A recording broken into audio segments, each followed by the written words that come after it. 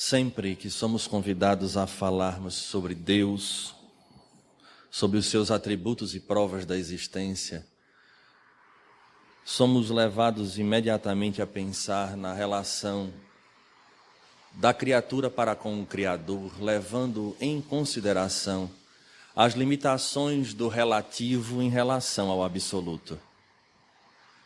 De alguma forma, é muito limitante para nós buscarmos falar de uma entidade, de um conceito, quando na verdade nós conseguimos ter estrutura intelectual para conseguirmos enxergar na plenitude.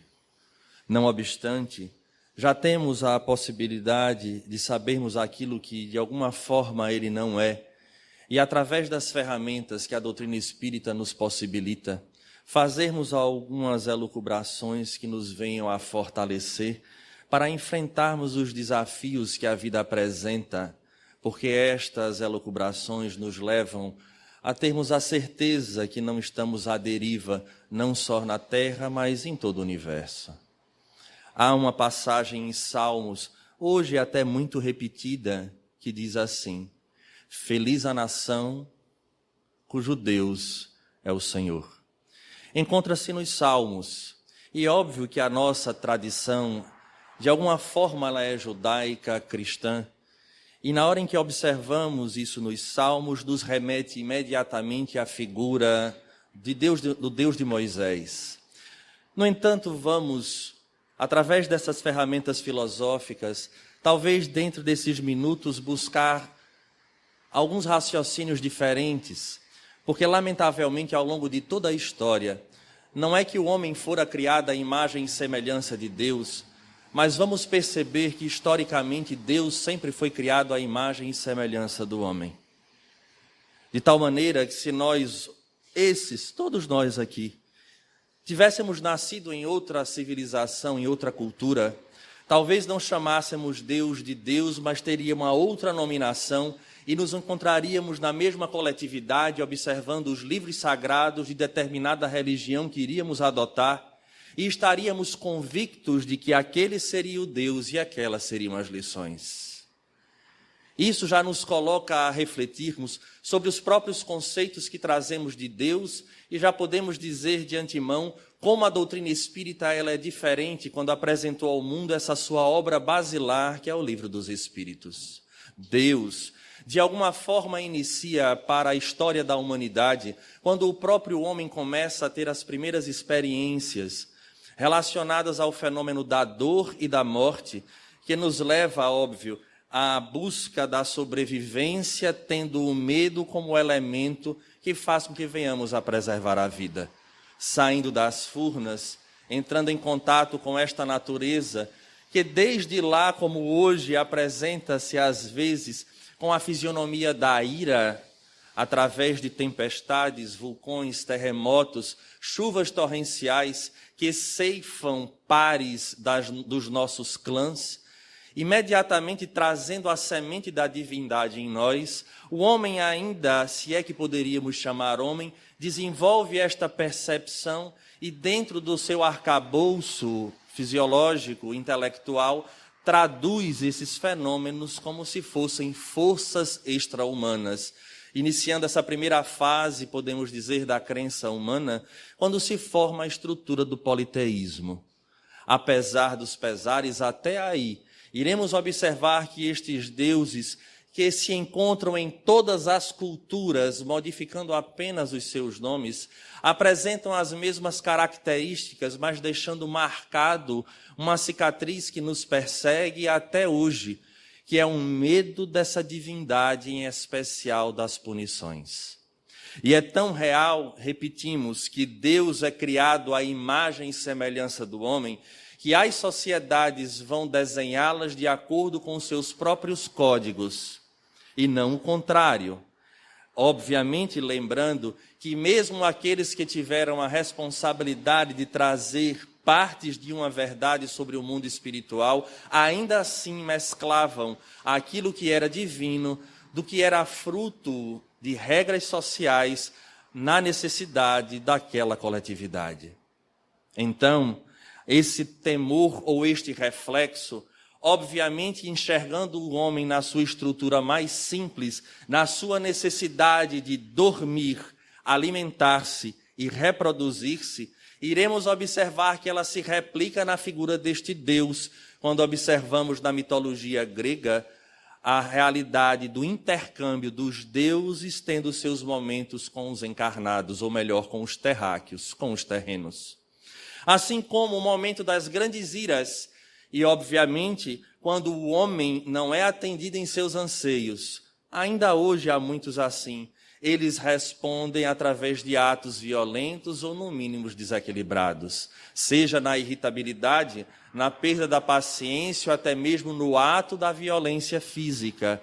Ora, nada mais material do que enxergar, então, os deuses nessa mesma conduta, diante do mau humor que acordavam, ou talvez da fome que tivessem, descontavam a ira na própria comunidade, onde havia períodos de seca ou excessos de chuva, por exemplo. E nesta compreensão limitada, cria-se aí o exercício inicial dos sacrifícios, para que houvesse uma troca ou o início de uma relação. Entregava-se agora em holocaustos, inicialmente pessoas, depois animais, depois outros tipos de sacrifícios, para que estes deuses, eles de alguma forma recebessem os sacrifícios e aplacassem a sua ira. É um conceito extremamente tribal, mas que de alguma forma iremos ver replicado na figura do Deus único, quando Moisés, seguindo a linhagem de Abraão, nos traz a realidade dessa figura monoteísta. Simplesmente toda a ira e toda a ritualística politeísta é transferida para a figura única desse Deus. Obviamente, trazendo agora algumas características próprias daquele povo em específico, onde mostra que era o Deus que era exclusivo de uma sociedade. E aí repetimos, é engraçado, porque nós nunca paramos para questionar se nós tivéssemos nascido, por exemplo, como dissemos anteriormente, em outra cultura. E a reencarnação, inclusive, já nos fala dessa realidade. Será que aquele conceito de Deus exclusivista, do Deus que está voltado para o único de uma tribo escolhida, seria esse o Deus? E obviamente, iremos observar a mesma replicação, que seria a necessidade dos sacrifícios para que o sangue do cordeiro ou do animal imolado, dependendo do equívoco frente às leis aparentemente divinas, fosse lavado. Então, uns entregavam uma pomba, outros entregavam um cordeiro, outros entregavam outro tipo de animal, que aquilo ali representaria um acordo, um selamento de um acordo entre a criatura com o Criador, para que a partir dali ele estivesse limpo. Mais uma vez, é o Deus que exige.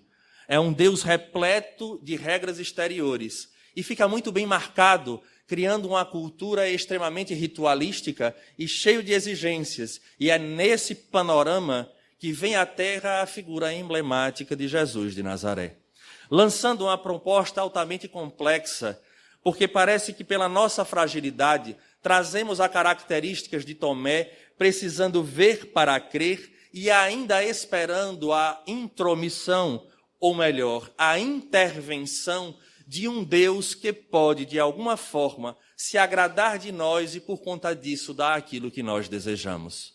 Porque era essa a realidade, e é nesse instante que Jesus vai falar sobre um Deus que não era mais exclusivo daquele povo, que dizia, inclusive, que o sol brilhava sobre justos e injustos, e este Deus abraçava a todos. Daí a figura do Pai, que encontra-se em todas as sociedades. Não existe uma cultura no mundo que esteja extinta a figura do Pai. O Pai é a firmeza, o Pai é aquele que vai à frente. Ora, na hora em que Jesus fala isso, abre-se 1000 possibilidades, porque o Pai não pune o Filho, ele educa. Pelo menos no sentido mais profundo. Obviamente não estamos falando da nossa realidade frente às nossas limitações e relações pretéritas, mas aquilo que seria o ideal. E a partir dali, lança-se um outro contexto, quando o próprio Jesus dizia que ele e o Pai eram um só, mas não no contexto da figura, mas em especial de que Jesus fazia a vontade do próprio Pai. Naquele instante, começamos a fazer uma projeção sobre Deus de uma forma diferente, porque se Jesus o obedecia, aquele Deus era um Deus que acolhia, que cantava ao coração dos sofredores e, ao mesmo tempo, fazia com que aqueles que estivessem aparentemente no poder tivessem a chance de despertar para a realidade transitória em que se encontravam e que amanhã iriam responder pelas suas ações, seja elas ações visíveis ou invisíveis, porque na verdade ele próprio dizia que Deus tudo vê na intimidade. Assim, Jesus muda completamente esse paradigma da figura de Deus do velho para um novo, entre aspas, testamento, mas ainda assim encontra uma resistência que nós podemos afirmar indiscutivelmente que reverbera até os dias de hoje. Porque observamos que Deus permanece sendo exclusivista, no entanto, saindo de uma estrutura geográfica, porque agora não está relacionado mais a um povo, mas acima de tudo às bandeiras religiosas, porque após o retorno de Jesus, estrutura-se ao longo dos séculos religiões que replicam ordens, que replicam máximas, que replicam ordenações. E, obviamente, a imagem deste Deus volta a ser manipulada dependendo da bandeira do qual os indivíduos se vinculam. Uns achando-se detentores da verdade, o outro da mesma forma, cada um na sua cultura. E vamos acompanhar ao longo da história o nome de Deus e o próprio nome de Jesus sendo utilizado por essas civilizações, que podemos dizer que hoje se encontra novamente na Terra, talvez colhendo os equívocos de outrora, porque utilizavam o nome deles para espalhar a guerra, o sofrimento, a infelicidade, o que era o oposto de tudo aquilo que se falava, na medida em que se apresentava a Deus como Pai. Porque no momento em que se fala Deus como Pai, obviamente a nossa filiação não se encontra mais relacionada ao mito adâmico, mas acima de tudo porque se Deus é Pai de todos, de todas as civilizações e de todas as culturas, num contexto religioso de religare, todos nós, de alguma forma, somos irmãos. Mas é difícil porque entre o processo da cultura, bem como da política e Estado, que mesclam, e esse Deus vem sendo transformado ao longo do tempo. Perceberemos a Idade Média, a Idade das Trevas, com todas as suas características, e pegando o conceito da doutrina espírita, que é a reencarnação, a ida e vinda desses espíritos, são os mesmos que passeiam na Terra, trazendo, obviamente, uma manutenção, muitas vezes, dessas crenças. E vamos chegar ao ápice, naquele período em especial, da filosofia positivista na Europa, em que agora esses espíritos encharcados deste conceito de um Deus que representa muito mais os desejos humanos do que a própria mensagem divina para o ser, começam, obviamente por ordem superior, enviados espíritos das várias áreas do pensamento humano, buscando romper de uma vez por todas essas cadeias que nos prendem a um conceito exclusivista do próprio Deus. Para entendermos de uma vez por todas que não há religião, em termos de estrutura física e de dogmas, que venha a ter a primazia, que venha a ter, obviamente, o privilégio de ser aquela que traz a verdade. Não à toa, iremos encontrar na própria doutrina espírita os estudiosos que diziam, como Leon Denis, o espiritismo não é a religião do futuro. É o futuro das religiões. Porque ela não era a sua estrutura física, era o conteúdo que os espíritos traziam, ou melhor, que trouxeram naquele período, mostrando uma realidade que transcende os nossos olhos, mas da qual nós fazemos parte. É neste auge onde iremos encontrar o pontapé inicial do que seria a estrutura dessa doutrina. Por isso ela é doutrina. Um conjunto de lições, de códigos, trazida pelos Espíritos, no qual foi convocado a figura do professor Rivaio, que tem no seu início a formação católica e uma influência fortíssima do protestantismo, duas religiões bases nessa crença moderna e na visão de Deus, no qual teria ele a possibilidade de macular o próprio conceito, mas, obviamente, diante do desafio em que ele percebe essa nova realidade, busca ele extrair daquelas consciências, num período altamente complexo, repetimos, onde os espíritos encarnados à época já se encontravam cansados daquilo ali. Após uma Revolução Francesa, de algumas décadas antes, àquele momento, onde iria se perceber que a igreja, que representava até então a figura da divindade na terra, já não era tão credora assim, em que as pessoas pudessem entregar as suas dores e as suas fraquezas. Complexo, porque a ciência também, apesar de trazer um grande ganho para toda a humanidade, não conseguia, como não consegue, sanar determinadas dores. E nós iremos perceber que uma sociedade, de fato, cujo Deus é o Senhor, ela é feliz. Mas será aquela que atingir o entendimento deste Deus não exclusivista. E aí é onde mora a grande dificuldade de nós, a nossa, porque nós temos a questão de não estarmos errados nunca. Qual é a melhor religião? Não é o Espiritismo? Para muitos é. Mesmo que seja o mal espírita. Quando vamos encontrar bons evangélicos, bons católicos, mas o Espiritismo é a verdade. E há pessoas que se arvoram ainda em querer defender a doutrina espírita com um sem número de argumentos, porque a grande força do Espiritismo, para muitos, está na razão e na fé raciocinada, quando na verdade não é essa a proposta espírita. Primeiro, o próprio Allan Kardec diz que nós não devemos lançar anátema, questionamento nenhum sobre religião de ninguém, onde a melhor é aquela em que o indivíduo, de fato, ali ele se melhore.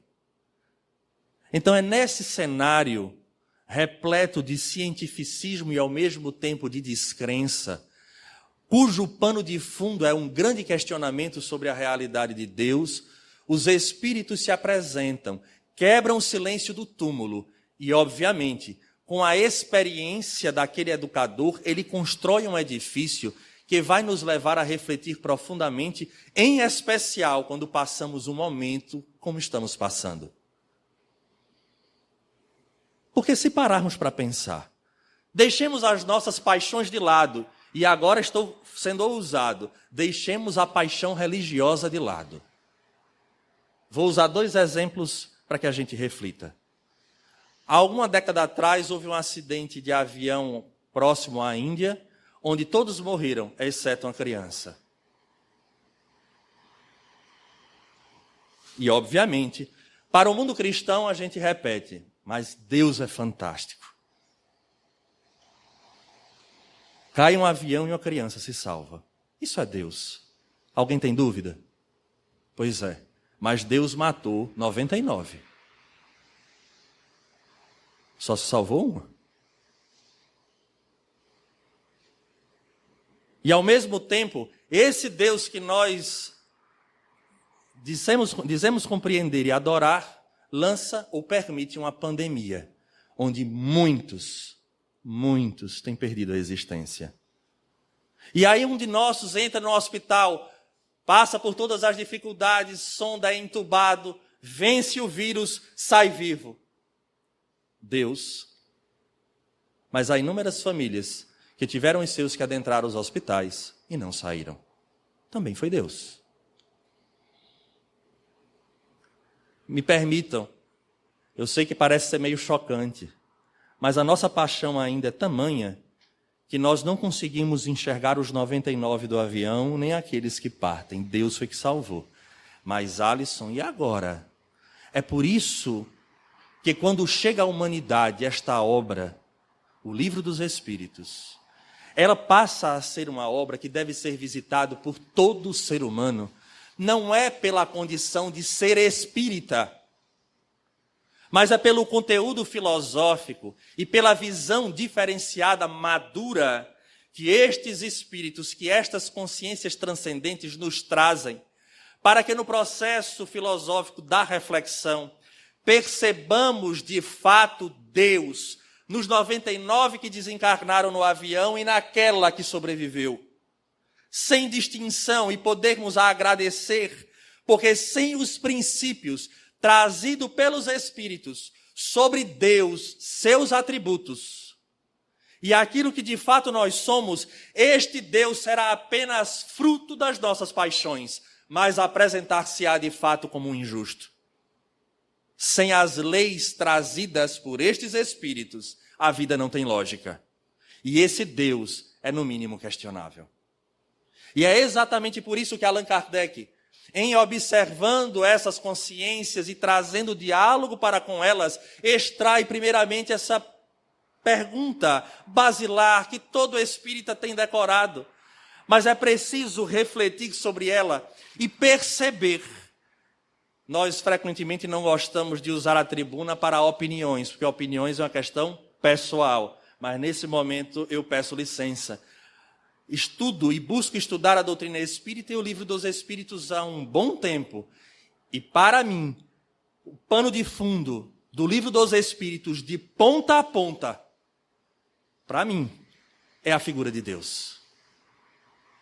Quando percebermos que Allan Kardec pergunta que é Deus e estrutura toda uma formação sobre este ser e a interação dele, tudo que vem depois está baseado, calcado neste eixo que ele vai apresentar como sendo os atributos da divindade. Toda a obra,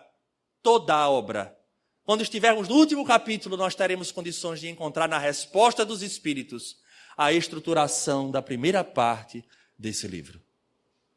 Deus está, de fato, no pano de fundo de toda a obra do livro dos Espíritos. E ele pergunta: que é Deus? Inteligência suprema. Causa primária, primeira de tudo. Inteligência suprema. Não é mais o exclusivismo, nem é mesmo mais apenas a figura de pai. É uma inteligência que não tem gênero, não tem forma, mas ela é perfeita.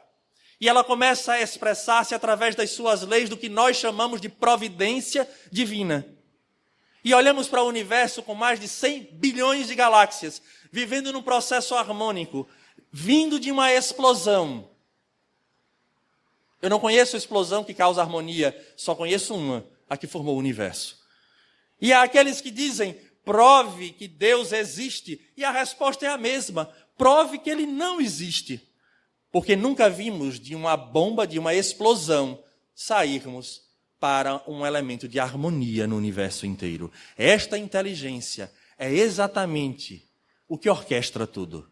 Nós nos encontramos imersos nesse universo, de tal maneira que tudo que ocorre em nossas vidas, absolutamente tudo, tem aí um fundo e ao mesmo tempo uma causa, onde quem mexe o tabuleiro somos nós pelo princípio do livre-arbítrio, mas a consequência será sempre a manifestação dessa inteligência. E como espírita, quando passamos então a observar esta obra, é um conceito muito diferente, porque agora não há regras civis mesclando, não há mais a projeção do homem para com o Criador, ou seja, na doutrina espírita, Deus não é a imagem e semelhança do homem. É um desafio, na verdade, para cada um de nós compreendermos, em especial quando Allan Kardec vai nos trazer os atributos desta divindade. Ora, você trazer atributos para algo que a gente não alcança na plenitude é muito complexo. Mas ele consegue nos trazer, pelo menos dentro do nível e da possibilidade da nossa averiguação. Não encerra tudo o que Deus é, mas nos dá a possibilidade, nos dá a tranquilidade de passarmos por dias tormentosos como esses, sabendo que não estamos à deriva. Então começa ele a nos trazer esses atributos, dos quais são 6, e aí ele vai nos falando sobre essa realidade. É eterno, é imutável. Ora, Deus não tem fim, Ele é eterno. Você entender isso, não tem quem consiga. Alisson, explica-se através da física, da astrofísica, que eram dois elementos que acabaram se chocando e a partir daí explodiu. E, obviamente, nós sempre fazemos aquela pergunta, e quem criou? As duas partículas. E antes das duas partículas, não adianta, vai queimar neurônio e não vai chegar. Porque na nossa cabeça tudo tem que ter um início e um fim, mas Deus é eterno. Não entra. Não entra. Talvez a mensagem que esteja sendo dada, no momento em que se fala deste atributo, é dizer, ele não dorme. De fato, ele presta atenção em tudo desde sempre. Então, desde sempre, tudo está sob sua égide. Tudo está sob sua égide. Nada está fora do controle. É imutável.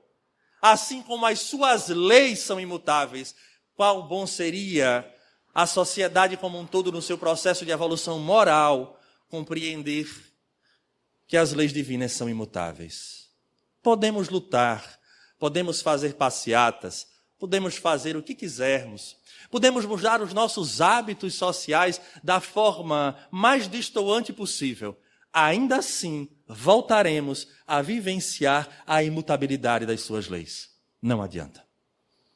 E é exatamente essa realidade em que iremos encontrar a materialização das suas leis na figura de Jesus de Nazaré, quando já falamos anteriormente, quando ele disse, eu e o Pai somos um, eu faço a vontade do meu Pai. Então a vivência de Jesus na terra é exatamente a execução dessas leis, do qual Allan Kardec nos trará na terceira parte do Livro dos Espíritos. Ali, nas leis morais, não adianta fugir. Por que é que nós nos encontramos na terra hoje? Ou melhor, talvez a pergunta não seja nem essa. Porque nós continuamos na terra ainda hoje. Espíritos milenares que todos nós somos.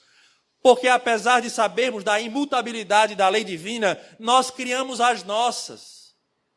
Em especial dando vazão aos nossos desejos e à nossa vontade. A nossa vontade prevalecendo. E é tão real que livros sagrados da humanidade temos desde o início, que nos trazem fragmentos dessa verdade, mas que já nos serviriam como norte. Mas, diante daquilo que nos é colocado e nos obriga a mudarmos de conduta, a gente sempre dá um jeito de ajustar a lei àquilo que a gente quer. E com isso achamos que estamos, de alguma forma, burlando até o momento em que desencarnamos e voltamos ao mundo espiritual. E nesse instante, percebemos que o que a gente achava que a gente estava burlando, a gente não burlou. Por quê? Porque a lei é imutável. Deus é eterno, tudo sabe. E aí volta para a terra, agora para colher aquilo que plantou. São os atributos. Então ele é eterno, ele é imutável, é imaterial, não sofre desgaste, corrosão, não queima. Ele é imaterial. Não está palpável. Nós não vamos achá-lo. Não tem como. Mas quando a gente lança a figura do homem para ele, a gente cria a imagem do velhinho com cajado, passeando para cima e para baixo. Não funciona. Ele vai estar numa outra perspectiva. É único. Porque se tivesse outro, voltaríamos a um politeísmo. E é um conflito constante. É onipotente e tudo pode. E aí entra num conceito que esse, como dissemos, nos leva a profundas reflexões. É soberanamente justo e bom. Mas, Alisson, e o avião? Daí eu repito. Se não tiver uma chave, se não tiver um conteúdo que nos modifique o entendimento, me permitam, Deus não é justo e bom. Vamos pensar em termos de vida única. Nasci naquela família. Por que aquela família? Porque a família de fulano tem tudo. É uma família equilibrada e eu caí exatamente no meio daquela que é uma confusão. Ainda bem que aqui ninguém tem família problemática, mas com certeza vocês sabem que tem família problemática por aí. Aí a gente começa a crescer e a enfrentar as dificuldades do dia a dia. Quando menos espera, eis que nós somos visitados por uma doença. Doença essa que nos deixa marcas e sequelas. Mas o meu vizinho, ele não tem. Às vezes nem meu irmão tem, nem minha irmã, que dirá os outros. Fora aqueles que esperam tanto, por exemplo, por um filho, e quando menos espera, em pouco tempo depois de nascido, é extinta a existência. Por qualquer motivo. Será mesmo que nos convence de que Deus é soberanamente justo e bom? Honestamente, a mim não convence. Nunca convenceu. Eu tinha extrema dificuldade de entender isso. Extrema dificuldade de ver pessoas que já nasciam ou que nós conhecemos, que de uma hora para outra tem sua vida transformada num caos e diante dos nossos olhos a gente dizia, mas rapaz, fulano não merece um negócio daquele. A pessoa é boa. Parece que Deus acordou de mau humor e disse, é você hoje. Tem alguma coisa errada. Por isso essa obra, ela é diferente. Porque como os próprios espíritos dizem a Allan Kardec, o papel da doutrina espírita não é convencer, nem obrigar ninguém a nada. O papel da doutrina espírita é esclarecer para que ninguém alegue ignorância. Esclarecer para que ninguém alegue ignorância. E nesse contexto, Allan Kardec então descobre e traz para a humanidade aquilo que os espíritos informaram de que nós somos de fato espíritos, em experiência terrena, mas a nossa origem é divina. Não somos cidadãos do mundo. Não somos. Nós estamos vindo da pátria espiritual, a ela pertencemos e a ela retornaremos. Saímos para uma viagem para colhermos experiência, aprendizado, para colocar em prática esses valores que estão latentes, porque saímos da mão do Criador simples e ignorantes. Agora, tudo que se passa na terra será fruto daquilo que nós estamos plantando. Agora, Deus apresenta-se com os primeiros traços de ser soberanamente justo e soberanamente bom. A nossa dificuldade de vivenciar isso é por conta dessa nossa ideia de querer ter controle sobre tudo, e nós não temos. Infelizmente, nós não temos. Recebemos há pouco uma ligação de um amigo de fora do estado, onde ele queria ouvir a nossa opinião frente a alguma dificuldade que apareceu. Teve o Covid, passou por um problema. Foi leve. Disse, Alisson, cheguei aí para o hospital, mas eu fiquei 2 dias em observação. Não fiz absolutamente nada. No entanto, fui fazer um determinado exame e apresentei uma modificação no eletro. E aí, rapaz, eu estou com medo e eu estou decepcionado. Por que você está decepcionado? Porque eu sou espírita. E qual é a sua decepção? Porque eu só estou com medo de morrer. Eu disse, engraçado, porque esse é o mal que nós trazemos ao longo dos milênios. Aí alguém pode estar pensando, olha, você está dizendo que o mal é medo de morrer? Eu disse, não. O mal é essa ideia que nós somos mestres quando na verdade somos aprendizes. Jesus diz assim, aprendei comigo. Aprendei comigo. E estamos falando isso porque acabamos criando uma carapaça dizendo, não, eu já sei que Deus é soberanamente justo e bom. Não é saber, é sentir e perceber. Sair dos olhos da materialidade, e os espíritos dizem isso, que nós iremos ver a Deus quando nós superarmos essa materialidade, e começarmos a enxergar Deus em todas as leis, em todo o movimento que acontece. É fácil? Não, não estamos dizendo que é fácil. E eu disse a ele, não se preocupe, não se decepcione.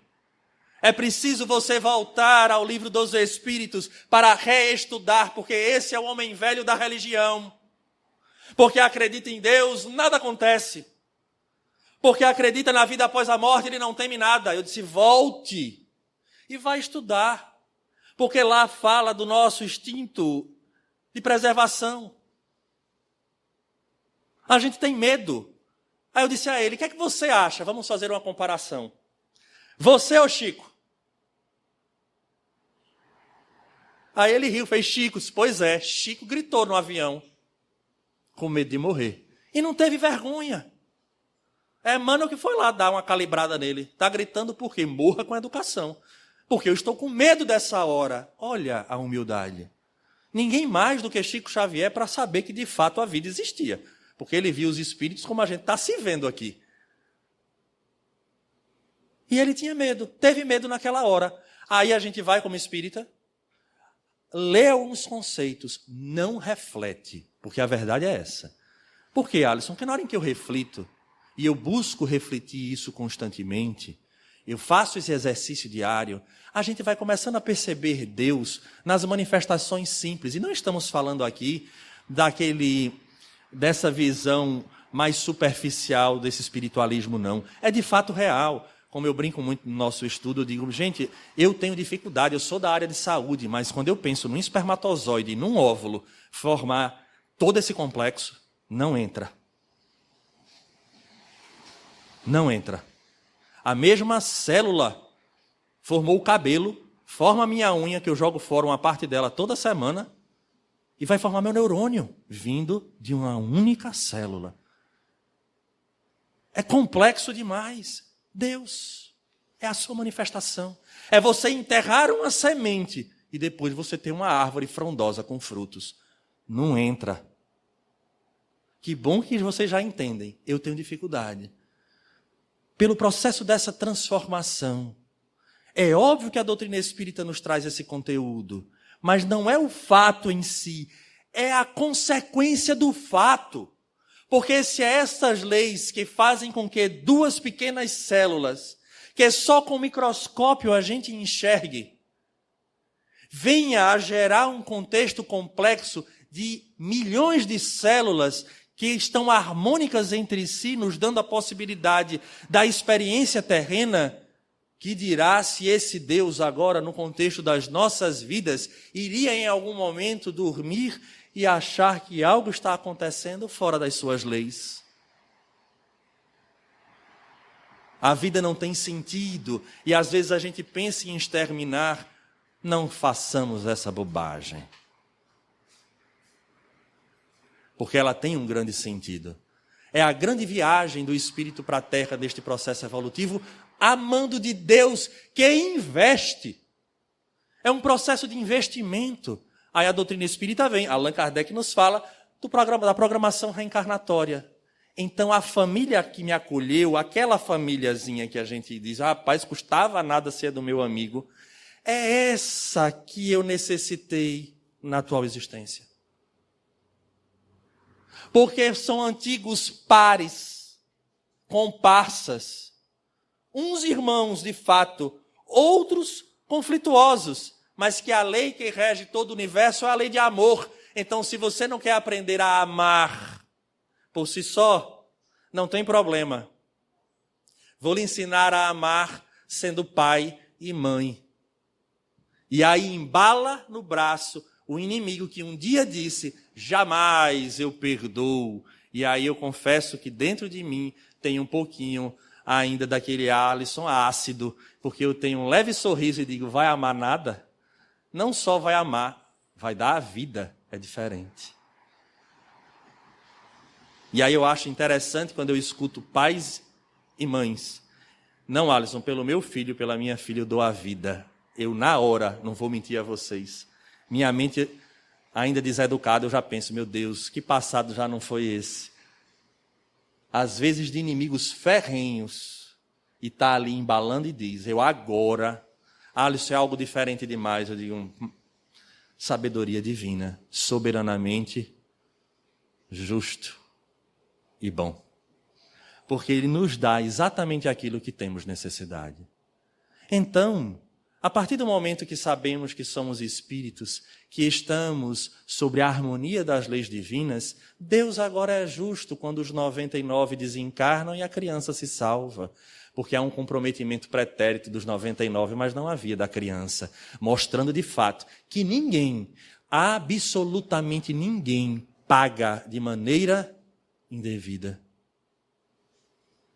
Aqueles que se adentram aos hospitais trazendo o problema do vírus, a mesma coisa. Está aí a obra recente de Manuel Filomeno de Miranda confirmando a tese. Até os profissionais de saúde, está lá. São antigos profissionais de saúde que se utilizaram da ciência comprometendo a vida de muitos e hoje voltam, trabalham nesses hospitais e às vezes perdem a existência na busca de salvar a outros. A lei do equilíbrio, soberanamente justo e bom. Agora pensemos em nossa vida. Não sejamos ingratos. E a palavra é essa. Sabemos que engenheiros do plano superior se reúnem, junta-se com os mentores, nos chama para conversa, quase que como um técnico. Olha para o seu passado, e aí a gente tem lampejos, viu? Eles não mostram tudo não, porque a gente senão já desce problemático. Sem mostrar a gente já tem problema, imagina se abrir tudo. Olha, dessa encarnação você só vai buscar resgatar essa e essa. Segundo o seu código aqui de valores que você adquiriu ao longo do tempo, você tem condições de descer e sucesso. Vê se não complica. Eu acho que essa parte é que a gente acaba esquecendo. Quando ele diz, vê se não complica, eu acho que a gente já está focado na volta, e já não ouve direito. E aí a gente desce com cartão de crédito, cujo limite não é ilimitado, tem um teto. E aí a gente desce com todo um planejamento. Planejamento das coisas boas, planejamento das dificuldades, mas dificuldades pontuais. É importante dizer isso. Porque tem gente que acha que tudo são os espíritos, bota tudo na conta deles. Não, o cartão de crédito é nosso, é a gente que está passando. Só tem um detalhe, a fatura chega. E agora é pior, porque é digital. Não tem esse negócio de, olha, o correio não chegou. Esquece isso, agora é digital, chega para o e-mail. Mas é verdade. E aí a gente desce. E a gente desce dentro das condições que foram planejadas. Então não sejamos ingratos. Porque todo dia nós reconhecemos a presença de Deus em nossa vida a tal ponto que repetimos a oração dominical e falamos que seja feita a vossa vontade. Que seja. É um momento de dor, passa. Porque a lei é de ajuste, não é de punição. Então vai passar. Agora, para passar, faz a sua parte. É assim que eles dizem para nós. Então esse Deus, ele ganha uma característica completamente diferente do Deus que todos nós estamos acostumados. Temos medo, às vezes, do que falam, Deus vai me castigar. Está no nosso inconsciente ainda toda a força do Deus de Moisés, quando a doutrina espírita vem agora nos libertar da nossa própria experiência ancestral. Trabalhar essa nova imagem, tendo exatamente a figura de Jesus como guia. E ainda encontrar aqueles que vêm questionar sobre a realidade das provas da existência. E os espíritos respondem a Allan Kardec de forma muito peculiar. Porque Allan Kardec, ou melhor, os espíritos respondem a ele, que ele vai perguntar, onde se encontram as provas da existência desse Deus? Porque quando eu olho para a ciência, ela não aceita o Deus. E eu gostaria de dizer a vocês que eu também não aceito. Não o Deus que eles falam. Porque aquele Deus é o Deus da teologia. É o Deus repleto de formas humanas que obrigatoriamente tem que fazer o dia, ou melhor, o planeta, o mundo em 7 dias. Que tem a figura de Adão e Eva. Que 1000 mitos. Esse Deus na doutrina espírita também não acredita. Não é ele o Deus da teologia que o espiritismo fala. Agora o problema não é tirar dos livros. O problema é tirar do nosso inconsciente e da nossa conduta. Onde tememos a figura dele. E aí os cientistas dizem, a gente não acredita. Nem nós. E quando as pessoas, eu digo isso, ela fica olhando para mim, eu disse, claro que não. Porque não é esse o Deus, figura, ser. E os Espíritos respondem. Né? Onde se pode encontrar? Num axioma, que aplicais às vossas ciências. Não há efeito sem causa. Porque as pessoas querem achar o Deus do miraculoso, o Deus do extraordinário, quando eu acredito que o extraordinário, segundo o que a própria doutrina nos fala, são, por exemplo, 2 células minúsculas nos transformar neste complexo. São quando temos a dança das galáxias, onde se organizam após uma explosão, onde conseguimos perceber na nossa própria vida o educador, que nos dá sempre o necessário para dar o passo adiante. É bem verdade, às vezes é amargo, ou frequentemente é amargo, mas está ali. A dor que nos corrige, a dor que nos deve fazer refletir, porque é o Pai que faz com que esse filho mature. Então aí estão as provas. E aqueles que querem buscar na ciência irão encontrar ramos da ciência que já falam desta inteligência complexa, que vem trabalhar o próprio universo, quando iremos ver, por exemplo, e sempre falamos isso, das proteínas necessárias à vida, os estudiosos foram calcular a probabilidade de surgi-la na Terra de maneira aleatória, através da teoria de Alexander Oparin, sendo a Terra toda uma sopa orgânica, e a partir dali surgir o primeiro ser unicelular.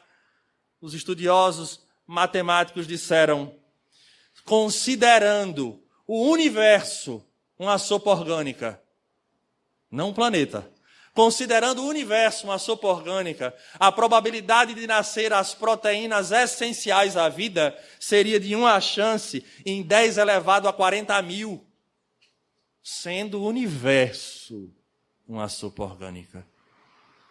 E segundo estes que estudam, essa potência de 10 a 40 mil tende ao infinito. Em outras palavras, seria impossível surgir as proteínas essenciais à vida. Isso é só um ponto de tantos outros que a ciência não consegue explicar. E que, obviamente, dentro daquilo que elas conhecem como sendo Deus, elas negam a realidade. Tanto quanto também nós negamos. Daí a importância dessa obra fundamental da doutrina espírita.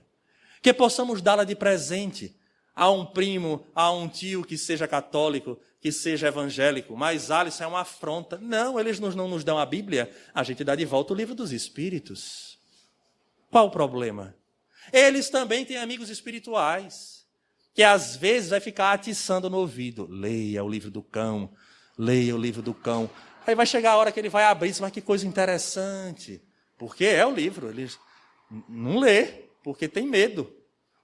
Ora, quem de nós não gosta de Dr. Bezerra de Menezes? O querido Dr. Bezerra de Menezes, quando pegou o livro dos Espíritos, ele pensou 2 vezes se abriria ou não. Ele disse, será que não é pecado que eu estou cometendo? Basta ler a biografia dele, dentro de um bonde. É pecado, não vou ler. Mas pensando bem, o que é que custa, né? Eu dar uma lida, não é nada demais. Eu não preciso dizer o resultado. Temos aí a grande figura que auxilia a todos, independente de religião. Então fica este desafio, que possamos voltar as nossas atenções a essa obra, a refletirmos sobre este Deus, em especial no momento onde escutamos tantas coisas, mas são todas coisas humanas na horizontalidade, que saibamos ter olhos de ver, ouvidos de ouvir, e a partir dali seguirmos firmes. Não precisa ser com pressa, porque pressa não vai dar certo. São séculos, milênios, batendo na mesma tônica. E quem sabe, talvez seja a nossa primeira experiência como espíritas. Por isso, que possamos aproveitar, para que essas lições trazidas por eles possam deixar marcas profundas, tanto quanto as outras lições nos deixaram até hoje. Que no nosso ato falho da fala, a gente mostra, será que eu peguei um chiclete na cruz? Olha a ideia do fazer para ser punido. É o nosso inconsciente falando do que é a nossa verdade ainda. A doutrina espírita relembrando a figura de Jesus, traz esse Deus de forma peculiar. Que possamos maturar, enxergar os seus atributos, perceber que a nossa vida está imersa da vida dele, de tal forma que possamos caminhar mais firmes. E se tivermos algum problema pela frente, com problema ou sem problema, um dia retornaremos. Façamos a nossa parte. A hora é agora de conhecer, de adquirir esse conteúdo, fortalecer a nossa fé raciocinada e, de fato, nos entregarmos na mão deste que rege todo o universo, que dirá as nossas vidas. A todos, um grande abraço, votos sinceros de saúde e paz.